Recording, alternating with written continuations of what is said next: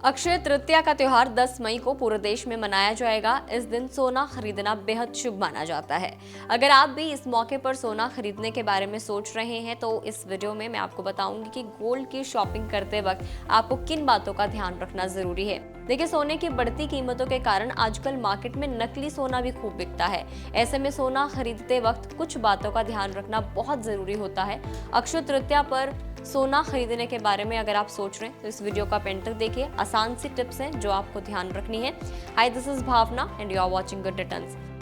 सबसे पहली चीज तो यही है कि सोना खरीदते वक्त सभी ज्वेलरी पर 6 डिजिट के हॉलमार्क को आप जरूर चेक करें। बिना इसके आप सोना बिल्कुल भी ना खरीदें।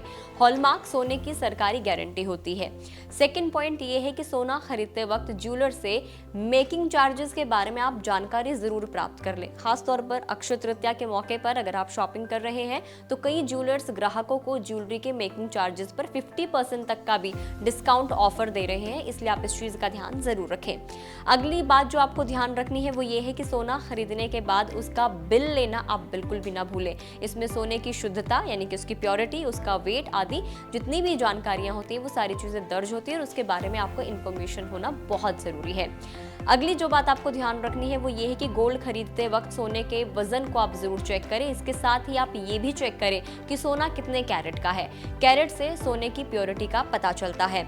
अब अगर आप इस चीज को नहीं जानते कि आपको सोने की शुद्धता यानी कि सोने की प्योरिटी कैसे चेक करनी है तो वो भी आपको बता देते। देखिए, ISO यानी कि इंडियन स्टैंडर्ड ऑर्गेनाइजेशन द्वारा सोने की शुद्धता पहचानने के लिए हॉलमार्क दिए जाते हैं। जैसे कि 24 कैरेट का जो सोने की ज्वेलरी होती है उन पर 999, 23 कैरेट पर 958, 22 कैरेट पर 916, 21 कैरेट पर 875 और 18 कैरेट पर 750 लिखा होता है। इस चीज का ध्यान आप जरूर रखें, इसी से आप सोने की शुद्धता पहचान पाएंगे।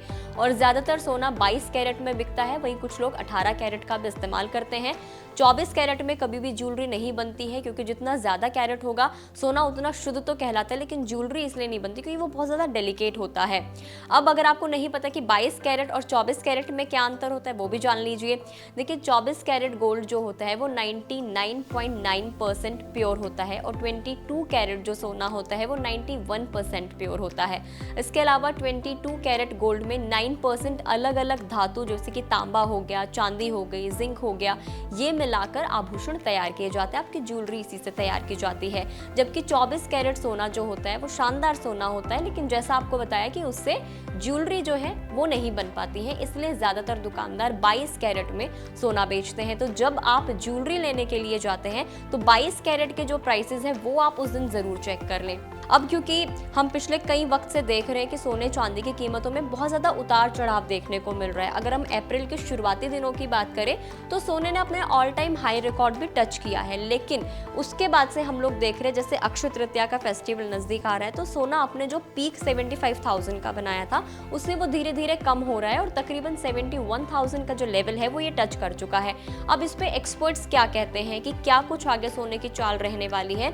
तो मार्च तिमाही में भारत में सोने की डिमांड में 8% का उछाल आया है, लेकिन वर्ल्ड गोल्ड काउंसिल के मुताबिक कीमतों के ज्यादा रहने से 2024 में सोने की कंजप्शन में कमी आ सकती है।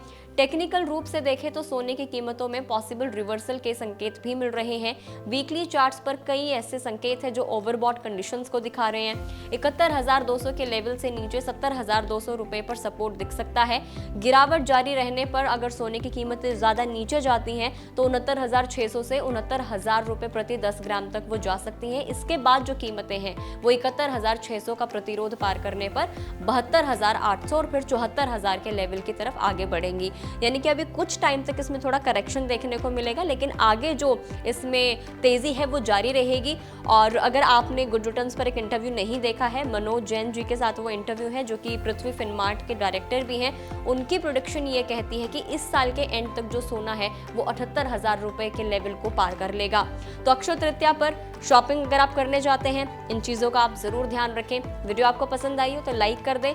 फेसबुक के जरिए गुड रिटर्न्स पर अगर आप जुड़े हुए हैं तो फेसबुक पेज को लाइक करें, और अगर आप यूट्यूब पर हमें देखते हैं तो गुड रिटर्न्स के यूट्यूब चैनल को सब्सक्राइब करना ना भूलें।